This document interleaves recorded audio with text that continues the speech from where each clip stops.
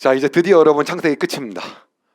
긴 시간 동안 달려왔지만 단 하나의 거의 토시 하나도 빠지지 않을 정도로 역사상 창세기 스토리상 가장 정확하게 읽어주는 것 제외하고는 스토리 설명을 거의 가장 정확할 정도로 가장 자세할 정도로 이야기를 한 것 같아요.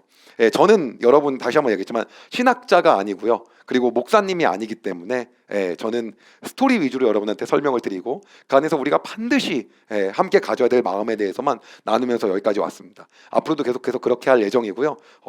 오늘 드디어 마지막 장면까지도 여러분과 그러한 방식으로 한번 나눠보도록 하겠습니다. 자, 이제 본격적으로 시작을 하는데요.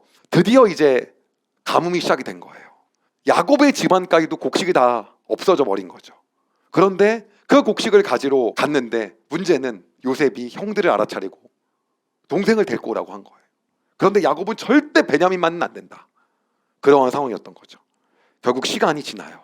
그리고 그 가방에 가득가득 요셉이 넣어주었던 그 곡식마저도 이제 다 먹게 됩니다. 그때 유다가 야곱에게 나갑니다. 그리고 얘기해요. 아버지, 이집트를 갔다 왔으면 진작 갔다 왔으면 벌써 갔다 오지 않았겠습니까?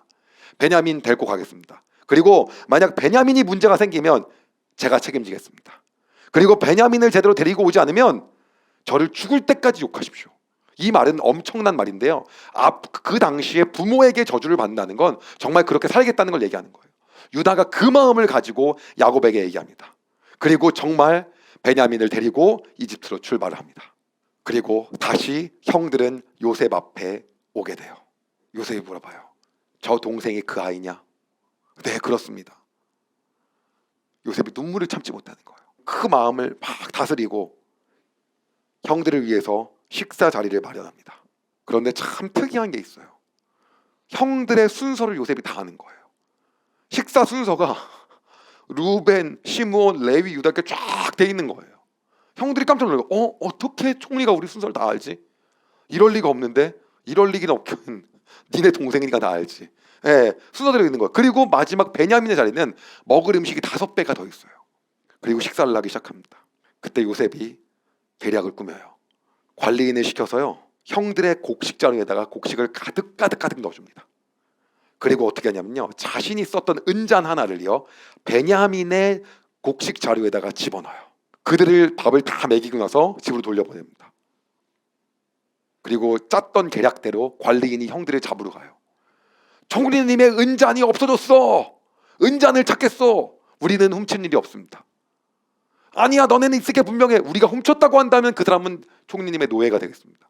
뒤졌는데 베냐민의 곡식자루에서 은잔이 나온 거예요. 근데 사실은 이거는 요셉이 시험을 해봤던 거예요. 과연 베냐민을 노예로 삼는다 그럴 때 형들이 어떻게 반응할까? 예전에 나한테 했던 짓을 똑같이 할 것인가, 이 형들이. 그런데 베냐민 자루에서 곡식이 나왔을 때 유다가 그동안의 스토리를 다 얘기했어요. 저희에게는 형제들이 있었는데요, 11번째 동생인 요셉은 팔려갔고요. 그리고 아버지가 너무 사랑하는 12번째 막내 동생인 라헬이라고 하는 엄마의 동생인 베냐민만 남았는데 절대 이를 데리고 가면 안 된다 그랬는데 총리님이 말씀하셔서 어쩔 수 없이 데리고 왔는데, 만약에 야곱에게로 아버지께로 다시 데리고 가지 못한다면 저는 저주받는다고 얘기했고 그건 절대 없을 거라고 안심을 시키고 왔기 때문에 한 번만 봐주십시오. 안 된다 이놈들아, 얘가 노예가 돼야 된다. 유다가 마지막에 다시 얘기하면서 그러면 차라리 제가 대신 노예가 되겠습니다. 저를 노예 삼으십시오. 요셉이 거기서 감동을 받아요. 그리고 달라진 형들의 모습을 요셉이 확인합니다. 그리고 드디어 전설의 명장면, 요셉이 자신의 정체를 밝힙니다. 형님들, 내가 요셉입니다. 저를 이곳으로 보내신 분은 형님들이 아니라 하나님이십니다. 하나님께서 저를 이집트의 왕 가장 높은 신하로 만드셨습니다. 왕궁의 모든 일을 제가 맡고 있답니다. 저는 모든 이집트 땅의 주인입니다. 그리고 형들한테 말합니다. 어서 가서 아버지한테 말씀하세요. 이 땅에서 잘 살게 해드리겠습니다. 고센 땅에서 같이 사십시다. 여기로 내려오세요. 그때는 가뭄이 7년 중에 2년째였어요. 그리고 형들과 모두 껴안고 울기 시작했어요. 파라오가 요셉의 형제들이 왔다는 걸 알고 수레를 여러 대를 준비해서 보냅니다. 좋은 옷을 준비하고요. 그리고 그 수레를 다 끌고 야곱에게로 갑니다. 드디어 모든 것이 야곱에게 도착하고 야곱이 모든 이 이야기를 다 들었어요. 야곱이 너무 깜짝 놀라서 정말 요셉이 살아있느냐, 진짜 요셉이 그 총리가 맞냐, 내가 죽기 전에 요셉을 봐야겠다. 그리고 야곱이 요셉을 향해 떠나려던 찰나에 하나님이 야곱에게 또 나타나십니다. 그리고 말씀하세요. 하나님이 말씀하셨습니다. 나는 하나님 곧 내 아비의 하나님이니라. 이집트로 가는 것을 두려워하지 마라. 내가 거기에서 너의 큰 자손들을 큰 나라로 만들어 줄 것이다. 나도 너와 함께 이집트로 갈 것이며 너를 다시 이집트에서 나오게 할 것이다. 네가 숨질 때는 요셉이 직접 너의 눈을 감겨줄 것이다. 그리고 야곱이 내가 이집트로 가는 게 맞구나 그러고 확신을 가지고 모든 짐을 다 싸서 노예들과 노비들과 그 다음 자녀들과 그리고 가축들을 다 데리고 이집트로 떠납니다. 그때 야곱의 가족의 수는요 총 70명이에요. 그러면 야곱의 나이는 몇 살이었을까요? 청년 때 라반 집으로 갔었는데 야곱의 나이가 어느덧 130살이 됐습니다. 그리고 가뭄은 더 심해졌어요. 이제는요 이집트 사람 주변 나라 사람들까지 돈이 다 떨어졌어요. 돈이 떨어지니까 곡식을 살 수가 없는 거예요. 그래서요 어떻게 했냐, 그들의 가축을 갖고 오기 시작했어요. 가축을 팔아서 다 곡식을 갖고 오는 거예요. 가뭄이 더 심해졌어요. 이제는요 풍년이 있었던 7년은 사람들이 상상도 할 수가 없는 거예요. 이제 돈이 아니라 가축까지 없어진 거예요. 그래서 어떻게 하냐면 땅 문서를 갖고 와요. 땅을요 다. 땅을 팔겠다고. 그래서 이집트의 모든 땅을요 파라오가 다 삽니다. 그때 이후로 이집트의 모든 땅의 소유가 파라오의 땅이 됩니다. 요셉이 완전히 토지 개혁을 다 한 거예요. 그러면 먹고 살 수가 없잖아요. 다 파라오의 땅이니까. 어떻게 하냐면 씨앗을 나눠줘요. 그리고 뭐라고 하냐면 이 토지의 소산의 20%를 우리한테 줘라. 즉 모든 건 국유지다. 그리고 너는 이곳에서 할 수 있지만 이곳에 20%를 세금 내야 된다. 이걸로 모든 거를 다 바꿉니다. 왕권이 훨씬 더 강화된 거죠. 요셉으로 인해서 이 모든 일이 가능해진 거예요. 그리고 야곱의 가족들은요 그대로 쭉 이 고센 땅에서 살게 됩니다.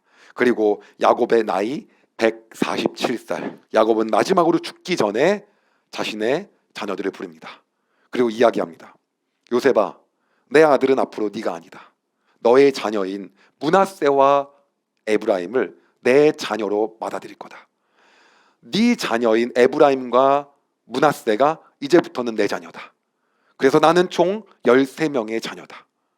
요셉 네가 아니라 너의 자녀들을 나는 둘을 입적할 거다. 이 자녀 둘이 다른 내 자녀만큼의 복을 똑같이 다 누릴 것이며 그보다 더 크게 받을 것이다 라고 자녀를 입적합니다. 그럼 여러분이 궁금한 게 있을 거예요.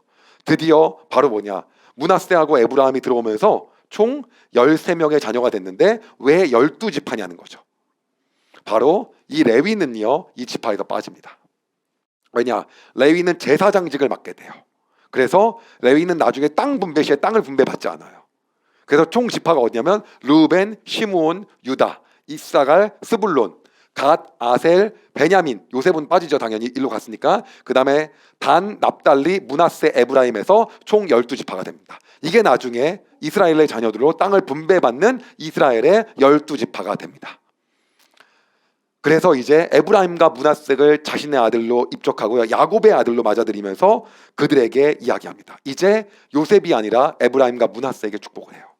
근데 축복을 하는데 야곱이 오른손에게 맏아들 므낫세, 왼손에 에브라임 이렇게 축복을 해야 되는데 손을 이렇게 크로스를 해서 축복을 하는 거예요. 이쪽에다가 이게 메인이거든요. 여기 이렇게 해요. 그래서 야곱이 얘기해요. 성경은 이 장면을 이렇게 이야기합니다. 이스라엘이 오른손을 펴서 차남 에브라임의 머리에 얹고 왼손을 펴서 므낫세의 머리에 얹으니 므낫세는 장자라도 팔을 엇바꾸어 얹었더라. 요셉이 얘기해요. 아버지 팔이 바꾸셨어요. 이렇게 하셔야죠. 야곱이 얘기합니다. 나도 안다. 나도 다 안다. 그리고 어떻게 하냐면 오히려 에브라임을 더 축복합니다. 에브라임이 더 큰 복을 받을 것이다. 그래서 차남이 더 복을 받아요. 그럼 나중에 에브라임 집회에서 누가 나옵니까? 여러분이 아는 가나안 땅을 완전히 선멸시키고 정복한 여호수아가 거기서 나옵니다. 다윗은 어떤 지파인지 궁금해요. 거긴 예수님 족보잖아요. 유다 지파죠. 우리가 이런 질문을 할 수 있어요. 불공평한 거 아니야? 또 불공평해. 맨날 불공평해요. 우리는요. 성경을 보면 계속 불공평해요. 이해가 안 가요. 이해가 안 가죠. 왠 줄 알아요? 모든 건 하나님의 주권이니까요. 계속 그래도 궁금해요. 왜 야곱이 이렇게 했을까요? 근데 성경은 왜라는 건 나오지 않아요. 그러나 우리가 알 수 있는 건 있죠. 야곱이 둘째였죠. 그런데 아들 이삭이 야곱에게 모든 축복을 해줬어요. 야곱은요 12아들이 있는데 요셉을 편애했어요. 우리는요 하나님이 모든 사람에게 공정하게 형제에게 사랑을 주는 게 공평하다고 생각하지만 성경은 그렇게 나와 있지 않아요. 어떻게 나와 있는 줄 알아요? 내가 누구는 사랑했고 내가 야곱은 사랑했고 에서는 미워했다 대놓고 말씀하세요. 그럼 그건 하나님이 공정하지 못한 건가요? 아니요. 예. 우리가 생각하는 공정과 하나님의 공정은 다르죠. 우리가 구해야 될 건 뭡니까? 은혜예요. 하나님, 저에게 은혜를 주십시오. 그리고 우리가 해야 될 건 어떤 겁니까? 하나님, 하나님께 은혜 받는 삶을 살고 싶습니다. 우리가 어떻게 살아야 될까요? 하나님의 마음에 합한 사람으로 저도 살고 싶습니다. 하나님, 저도 그 삶을 살기 소망합니다. 이거밖에 우리가 할 수 있는 게 없어요. 예. 왜 그러냐라고 우리가 말할 권리가 우리 안에 없어요. 그걸 인정하는 것이 구약을 읽을 때 너무 중요한 거예요. 모든 주권이 하나님께 있다는 거예요. 예. 모든 주권이 하나님께 있다는 거예요. 왜 공평하시냐 안 공평하시냐, 너무 불공평한 거 아니냐라고 우리가 얘기할 수 있는 게 없는 거예요. 그럴수록 우리는요 하나님을 이해할 수 없어요. 그러니까 맨날 이런 질문해요. 하나님이 있으면 전쟁이 왜 나죠? 하나님이 있으면 누구는 가난하고 왜 누구는 부자죠? 하나님이 있다고 한다면 왜 누구는 이런 DNA를 가지고 있고 누구는 안 가지고 있죠? 왜 어떤 나라는 너무 못 살고 어떤 나라는 너무 잘 살죠? 이 관점으로 성경은 얘기하고 있지가 않아요. 성경이 그걸 말하고 있지 않은데 계속 그걸 물어보고 있어요. 성경은 지금 여기서 얘기해요. 야곱은 누구를 축복해요? 더요? 에브라임을요. 우리가 그거에 대해서 할 수 있는 말이 없어요. 다만 이 얘기는 하죠. 뭐라고 해요? 지극히 작은 자에게 한 것이 곧 나에게 한 것이라. 네가 더 많이 갖고 있다면 지극히 작은 자에게 해라. 더 나눠주어라. 그것이 곧 나에게 한 거다라고 예수님께서 얘기하세요. 라는 얘기가 있지. 예. 모두를 지금부터 공평하게 태어나게 하겠다는 얘기가 없어요. 그렇기 때문에 기독교는요, 다시 한번 얘기하지만 은혜의 종교예요. 우리가 구할 것은 우리가 있는 자리에서 최선을 다하는 삶. 근데 최선을 다하는 것 같고 되지가 않아요. 뭐가 필요해요? 하나님의 은혜가 필요한 거죠. 요셉이 무언가를 열심히 해가지고 뭔가 이루어진 게 아니죠. 물론 하나님이 담금질을 많이 시켰죠. 감옥에서 고생하게 하고 보디발 집에서 고생하게 하고. 그러나 하나님 사랑하셨죠. 우리가 그것을 구해야 되는 삶을 사는 거죠. 그것이 맞는 거지. 성경의 이야기는 그거지. 다른 걸로 계속 가게 되면 유교적인 관점, 도덕적인 관점, 인간관계의 관점, 옳고 그름의 관점, 공정의 관점으로 보게 되면 왜 도대체 에브라임이지? 계속 이러고 있는 거예요. 오늘 여러분이 에브라임의 복을 받고 싶으십니까? 그렇다고 한다면 하나님한테 공정 불공정 따지지 말고 하나님, 저에게도 하나님의 은혜를 허락하세요. 저에게 하나님의 은혜가 필요합니다. 야곱의 오른손의 은혜가 하나님 오늘 저에게 있게 하여 주십시오. 그 삶을 살기를 소망합니다. 이거밖에 우리가 할 게 없어요. 자, 야곱이 죽으면서요 모두에게 축복을 줍니다. 그 축복하는 과정에서 한 명 한 명 아들에게 축복을 주는데요, 우리가 집중하고 한번 조명해 볼 축복이 있어요. 넷째, 예수님의 족보인 그 유다에게 주는 축복을 우리가 한번 보자는 거죠. 이렇게 이야기합니다. 유다야, 내 형제들이 너를 찬양할 것이다. 너는 원수들의 목을 움켜쥘 것이다. 네 형제들이 내 앞에서 절을 할 것이다. 유다에게서 왕이 끊이지 않을 것이고 유다에게서 다스리는 자가 끊임없이 나올 것이다. 유다는 참된 왕이 올 때까지 다스릴 것이다. 온 나라는 그에게 복종할 것이다. 예수 그리스도가 그를 통해 온다는 미리 예표를 보여주고 있죠. 그리고 마침내 야곱은요, 이집트에서 장사를 지내는 게 아니라 가나안 땅 마므레 근처의 막벨라 밭에 있는 동굴에서 장사를 지냅니다. 그리고 그때 아직도 형들이 확신을 갖지 못한 상태의 장면이 성경에 나옵니다. 아버지가 죽었으니 요셉이 우리를 보복하면 어떻게 하지? 어떻게 하지? 그때 요셉이 형들에게 마지막으로 이야기를 합니다.